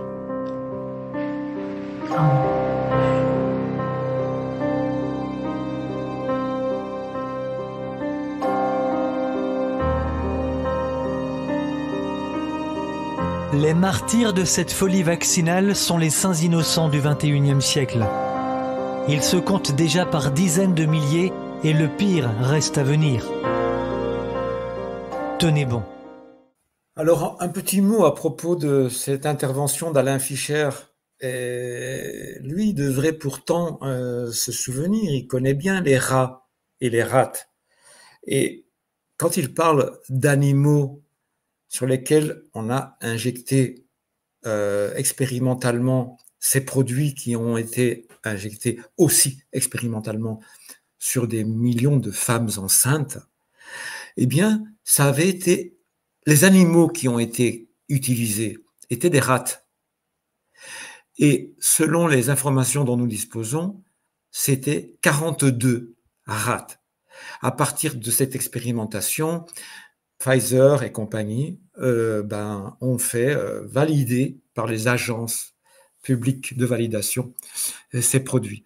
Encore un mot sur les macronettes, comme je les appelle, en honneur à celui qui s'est fait autoproclamer emmerdeur des non-injectés. Rappelons-nous quand même que les vrais décideurs, les marionnettistes qui organisent tout ça, les Vanguard, BlackRock, Rothschild, State Street, Fidelity, tous ces gens-là gèrent des dizaines de milliers de milliards d'euros, des sommes absolument faramineuses. Alors qu'en face, les gouvernants, qu'ils soient français ou autres, gèrent des centaines, voire des milliers, comme la France, des milliers de milliards d'euros. Avec l'accord de Bettina Flores, je me suis permis de compléter le titre de son ouvrage. Didier Raoult, médecin résistant ou fidèle collaborateur de la holding Institut Mérieux? Voyons tout d'abord quelques-uns des collègues d'Alain Mérieux et de sa petite entreprise tentaculaire et transnationale. On découvre sa grande proximité avec François Hollande, Jacques Chirac, Lionel Jospin, Nicolas Sarkozy, mais aussi avec Jean-Pierre Jouyet, ex-bras droit de Jacques Delors, alors président de la Commission européenne. Jouyet, on l'a vu chez Barclays, une des plus grandes banques transnationales du monde, aussi au Trésor français, à l'inspection des finances, au sein de l'OCDE et à l'Institut Aspen. Un autre proche au sein de la Fondation France-Chine, dans laquelle siège Alain Mérieux, en plus de Jack Ma, le chinois fondateur et dirigeant ou ex-dirigeant d'Alibaba, l'Amazon chinois, on y trouve Laurent Fabius, on y trouvait, en tout cas jusqu'à récemment, Jacques Attali, et on y trouve évidemment Édouard Philippe, l'ex-premier ministre. Enfin, un autre personnage qui, moi, me touche beaucoup, c'est Gérard Mestralet, un grand ami à moi, puisqu'il a dirigé Suez, l'entreprise qui m'a fait licencier de mon poste de volontaire de la coopération belge. Mestralet est aussi passé par Engie, la Société Générale, une petite banque que vous connaissez tous, la table ronde des industriels européens, qui à elle seule représente un pouvoir financier infiniment plus grand que celui de n'importe quelle nation du monde. Il est aussi passé par l'administration de Siemens, par les mairies et les gouvernements de Hong Kong, de Pékin et de Shanghai. C'est vrai que lorsqu'on a des soucis avec des affaires comme celle du sang contaminé, ça peut aider. Vous avez dit l'Institut? Ben non, Institut Mérieux n'est aucunement un institut. C'est le nom d'une transnationale parmi les plus influentes et puissantes du monde lorsque l'on parle de thérapie génique, de vaccination et de tests. Nous avons déjà vu que cette transnationale, comme sa fondation, ont leur bureau au 17 de la rue Bourgelat de Lyon. Mais ce qui nous importe également de savoir est que la fondation, co-administrée au moins jusqu'en 2022 par Didier Raoult, bénéficie du soutien financier de cette transnationale. Une entreprise comme Institut Mérieux qui remet ses millions d'euros, je vous le donne en 1000, elle le fait par amour pour une fondation. Et cette fondation, elle a vraiment le cœur sur la main quand elle construit par exemple un laboratoire de haute sécurité à Lyon. Ah, le mécénat des Biomérieux, c'est beau, c'est vraiment beau. Nous ne nous étendrons pas sur les quelques petits avantages fiscaux liés au mécénat, mais un petit mot tout de même sur cette envie obstinée des Mérieux à rendre service au public. C'est rare pour une transnationale, n'est-ce pas? C'était parfaitement exprimé par France 2 lorsque cette chaîne évoquait l'édification par les Mérieux, avec des fonds strictement privés, de la première bombe bactériologique, comme on appelle souvent les laboratoires de haute sécurité. Eh bien, nous allons maintenant écouter ce passage très éclairant présenté par France 2. Christian Bréchot n'est pas encore vice-président d'Institut Mérieux. En tant que directeur de l'INSERM, il nomme Didier Raoult à la tête du conseil scientifique du laboratoire P4 Jean Mérieux de Lille. Directrice du Centre des maladies infectieuses émergentes de Chine, future directrice adjointe du laboratoire de Wuhan, est formée par la Fondation Mérieux, propriétaire du laboratoire P4 de Lyon, une fondation administrée par Stéphane Bancel et Alain Mérieux, entre autres. En avril 2013, à Wuhan, sont réunis Christian Bréchot, vice-président d'Institut Mérieux, et Shi Zhengli, la directrice adjointe du laboratoire P4 de Wuhan. En 2015, ce sont les Américains, grands partenaires de Biomérieux et de sa filiale BioFire Defense, qui reprennent la main avec Ralph Baric et Peter Daszak en particulier à Wuhan. Et lui déclare sur Radio France, toujours le cœur sur la main, pensant à ses amis chinois, à Xi Jinping en particulier, il est impensable que la Chine n'ait pas un laboratoire de haute sécurité pour isoler les germes nouveaux, dont beaucoup sont d'étiologie inconnue. Sur cette photo, prise en octobre 2015, on voit Shi Zhengli, la déjà ancienne collaboratrice de Biomérieux, leader mondial de la fabrication de machines à tester, entre autres à tester avec le système PCR. Christian Drosten de l'hôpital de la Charité de Berlin, fameux pour avoir inventé les tests PCR pour détecter les coronavirus SARS-CoV-2.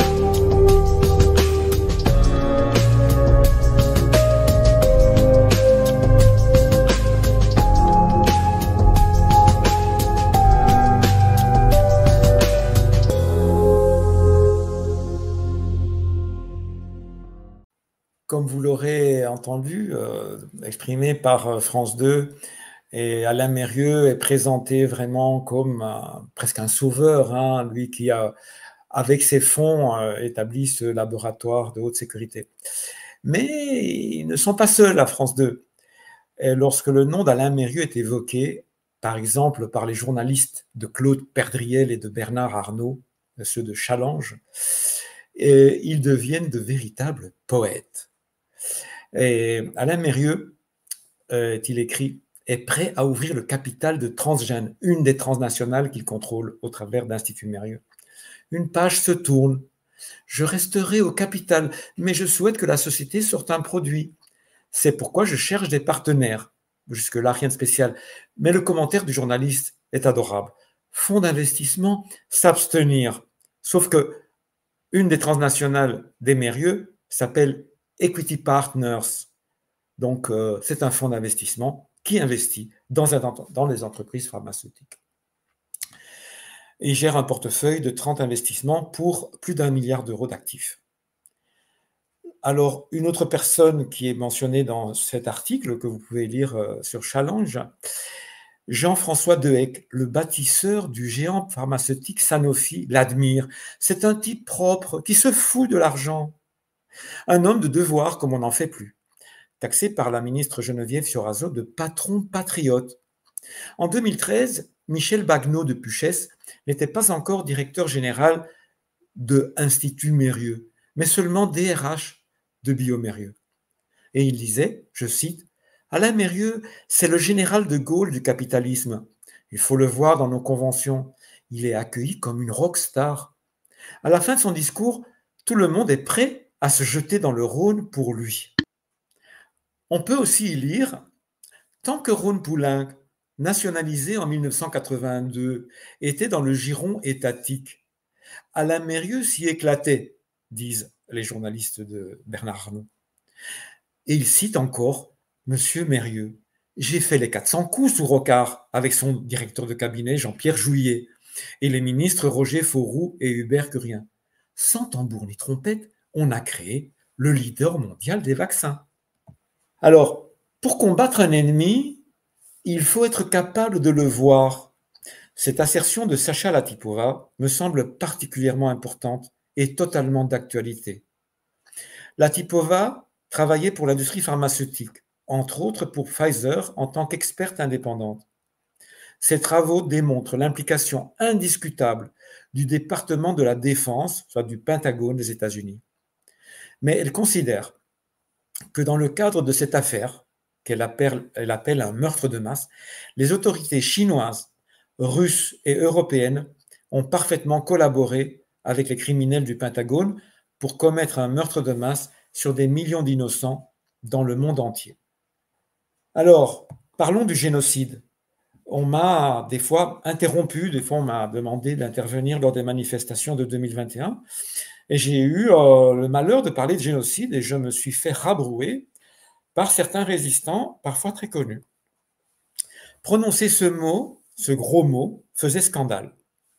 Cette omerta autour de l'élimination des humains non améliorés, non fusionnés avec la machine, constitue un élément fondamental de la stratégie de l'ennemi. Pour les organisateurs de ce crime de masse, d'une échelle totalement inédite, leur forfait ne doit pas être nommé et doit rester invisible aux yeux de la majorité des citoyens.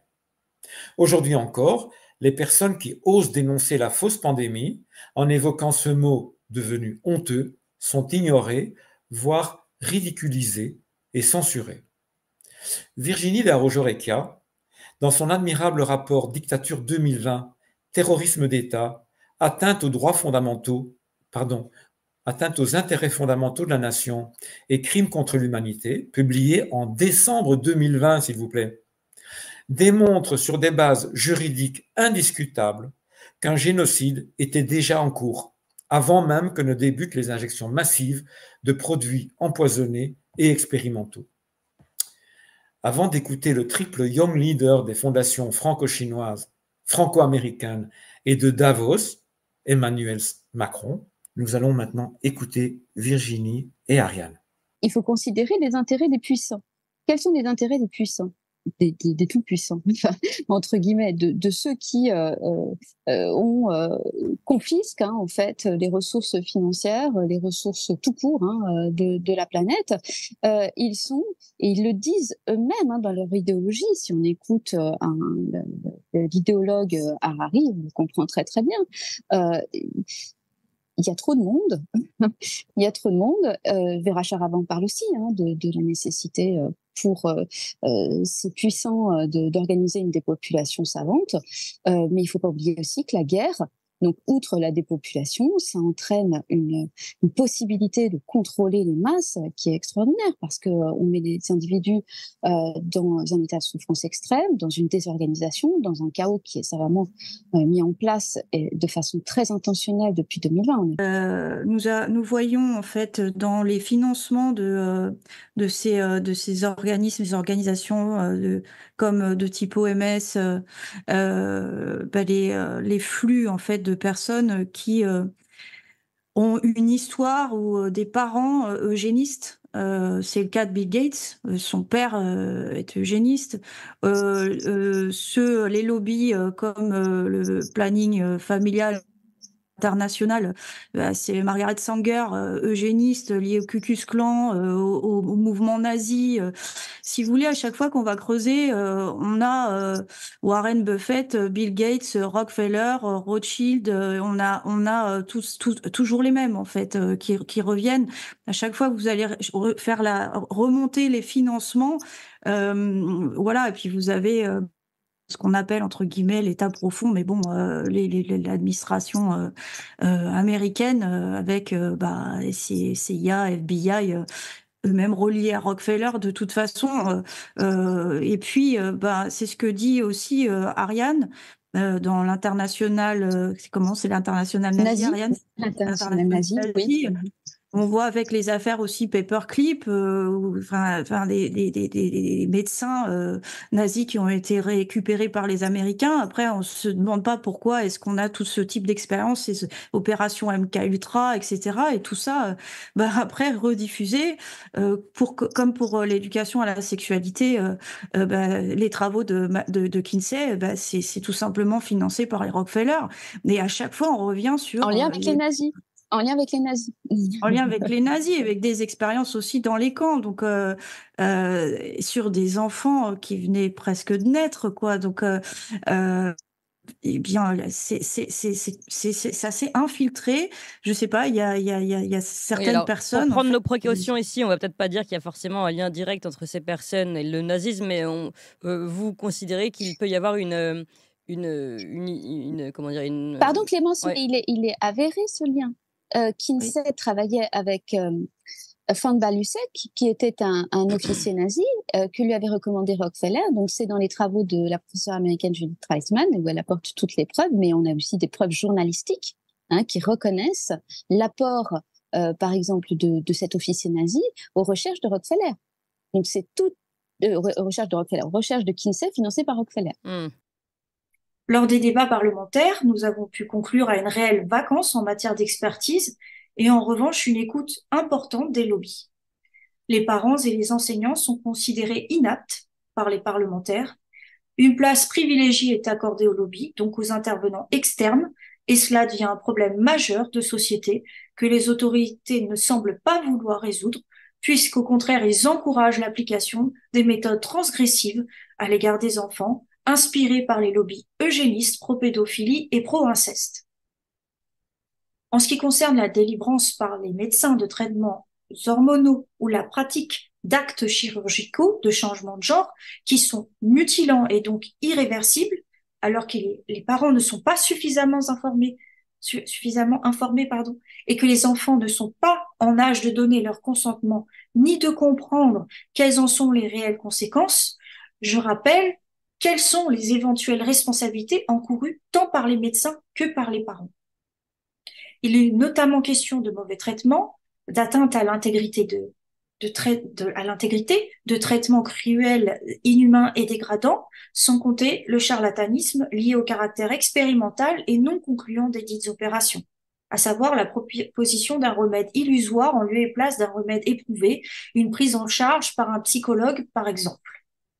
Il faudrait tout de même s'interroger sur ce qui s'apparente à un plan de stérilisation. Je crois que notre génération doit savoir que la bête de l'événement est là. Et elle arrive. La bête de l'événement est là. Nous allons maintenant écouter 3 autres lanceurs d'alerte qui nous parlent justement de la volonté de réduire la population mondiale. Une maladie respiratoire virale existe. On conclut qu'il n'y a pas raison de croire en cette fabulation créée par la CDC. Et c'est ce qu'on voit pendant COVID aussi. Donc, pendant COVID, d'un pays à l'autre, on voit des fois des très grands pics de mortalité qui sont directement associés à des programmes gouvernementaux et des réactions de l'establishment médical. Le Pérou est un exemple extrême où on est passé de porte en porte avec des militaires pour tester les gens, soit avec des thermomètres ou avec des tests mobiles, et on sortait les gens de leur famille, de leur communauté pour les traiter s'ils testaient positivement, et on donnait aussi des médicaments de prévention de façon générale à toute la population, et nous, on croit que ces interventions-là sont la cause de ces pics qui ont eu lieu précisément quand on a eu ces interventions-là. 10 000 militaires ont été appelés pour participer à ces interventions au Pérou, et ça a causé des pics énormes de mortalité. Et partout où on a vu de tels pics, à New York, dans la province de Québec, etc., on peut l'associer à ce qui se passait dans les hôpitaux et dans les maisons de soins des personnes âgées. Donc, nous, notre conclusion globale, c'est que la pandémie a eu des grands excès de mortalité À l'échelle de la planète, on estime que la mortalité totale, l'excès de mortalité pendant la période COVID jusqu'en 2023 est d'environ de 30 millions de décès. Et on estime que cet excès de mortalité n'aurait pas eu lieu si on n'avait pas mis en marche l'industrie de pandémie. Il y a une question qui me paraît importante, qui est vraiment une question pour toi, le statisticien. Comment expliquer la mortalité impressionnante de 0 à 14 ans, publiée depuis plus d'1 an par Euromomo? C'est vraiment une belle question. C'est assez terrible et simple. En fait, Euromomo mélange tout le monde entre 0 et 14 ans. Or, à quel âge on meurt? On meurt à 0 ans. C'est là où il y a vraiment l'écrasante majorité des décès. Pour les 0-14 ans, c'est 2/3 des décès qui se passent à 0-1. Donc en fait, de 1 à 14 ans, on meurt très peu. En fait, pour être parfaitement précis, de 3 à 14 ans, on meurt très peu. À 1 an, il y a encore un petit peu de décès, à 2 ans aussi. On appelle ça la mort subite du nourrisson. C'est pile pendant les moments où on fait la vaccination des enfants. Voilà, je pose ça là. J'aimerais juste bien qu'un jour, on fasse une étude, que la Sécu prenne le temps de faire une étude pour vérifier qu'il n'y a pas de lien entre les deux éléments. Et statistiquement, on peut le faire. Ça n'a jamais été fait en 30 ans. C'est intéressant qu'on ait les chiffres pour lancer des vraies études pour vérifier. Mais bref, je m'arrête là. Pourquoi? Donc, en fait, c'est surtout les 0-1. Donc, ça veut dire que c'est chez les 0-1 qu'il y a des hausses de décès et pas chez les 1-14. Et les 0-1, qu'est-ce qui va compter? On vaccine pas les 0-1 contre le Covid-19. Ce qu'on vaccine, ce sont les mères. Et donc, en face des décès des 0-14, il faut imaginer que c'est surtout les 0. Et il faut regarder la date de vaccination des mères. Et vous allez voir que les pics de décès chez les 0-14 ont lieu à 2 moments. De 1, pile au moment de la vaccination des jeunes femmes. Donc, ce sont des femmes enceintes qui avortent ou qui accouchent directement d'un bébé qui naît trop tôt et qui survit pas. Parce que la majorité des décès à 0 ans, c'est surtout les très grands prématurés. Donc là, on pique, ça fait un grand prémat et on en perd une partie. Et puis, vous avez un deuxième pic de décès, et ça, c'est grâce à Patrice Taravel, qui était ingénieur au CNRS, qui a fait l'exercice, qui a pensé. C'est pile 6 mois après. Vous prenez la vague de vaccination, vous regardez 6 mois après tout pile, et là, vous avez une nouvelle vague de décès chez les 0 ans. Pourquoi? Parce que quand vous vaccinez les femmes qui sont en début de grossesse, elles sont malades tout du long, voilà, donc il y a des problèmes de règles, etc. Et puis, au bout d'un moment, ça fait une fausse couche. Et donc, toutes les fausses couches qui ont lieu au 1er, 2e, 3e, 4e mois, ça fait pas une statistique de décès de nourrisson parce que ça s'appelle un fœtus. Donc, ça sort et c'est un fœtus, on a perdu un bébé, mais statistiquement, c'est pas considéré comme un enfant. Seulement, pile après 6 mois, là, clac, on considère que c'est un enfant et donc il naît, il décède juste après, mais on le compte vivant. Et c'est pour ça que vous avez un pic de décès pile à ce moment-là. Donc voilà, vous avez la trace directe. Pile quand on vaccine les femmes enceintes, il y a une hausse de décès. Et en France, on l'a montré, c'est-à-dire qu'il y a un pic de décès fabuleux en France, pile en juin 2021, du jamais vu en termes de taux de mortalité des nourrissons, la mortalité néonatale précoce, pardon, dans les 6 premiers jours de vie. Voilà, c'est un record absolu qui a été battu à cette date-là. Donc pile pendant qu'on vaccinait les femmes enceintes, on le voit au niveau européen et on voit un rebond à 6 mois qui correspond pile au moment où on recompte les fausses couches comme étant des décès de nouveau-nés. Pierre, je te remercie beaucoup. Le sujet de ma présentation aujourd'hui est l'intention de nuire. Et je vais discuter des preuves de complot, qui n'est pas une théorie, du département américain de la Défense, du HHS, le service pour la santé et les services sociaux, d'autres agences gouvernementales et d'autres gouvernements tout autour du monde, en collusion avec des sociétés pharmaceutiques. Il s'agit d'un complot pour commettre un meurtre de masse par le bioterrorisme et les opérations de guerre de l'information dans le monde entier.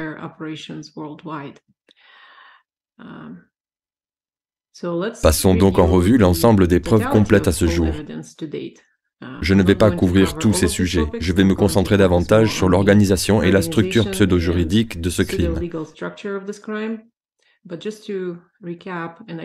Mais juste pour récapituler, et je pense que beaucoup de gens seront d'accord avec moi pour dire que les preuves sont accablantes, qu'il y a une intention de nuire aux personnes par l'injection Covid-19 qu'on nomme vaccin, et autres mesures absurdes de réponse Covid mises en œuvre de concert par tous les gouvernements du monde entier. Par exemple, ces injections sont toxiques par conception. Nous le savons parce qu'il y a eu un vaste corpus d'études à ce sujet, de la littérature, des discussions scientifiques publiées prouvant qu'il existe de nombreux mécanismes de dommages intégrés dans les injections Covid-19. Mistakes were not made. An Anthem for Justice by Margaret Anna Alice. The Armenian genocide was not a mistake. Holodomor was not a mistake. The final solution was not a mistake. The Great Leap Forward was not a mistake. The killing fields were not a mistake. Name your genocide. It was not a mistake. That includes the great democide of the 2020s. To imply otherwise is to give them the out they are seeking. This was calculated, this was formulated, this was focus grouped, this was articulated, this was manufactured, this was falsified, this was coerced, this was inflicted, this was denied.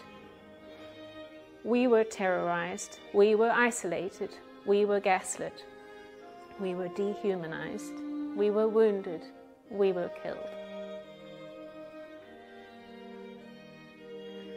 Don't let them get away with it. Don't let them get away with it. Don't let them get away with it.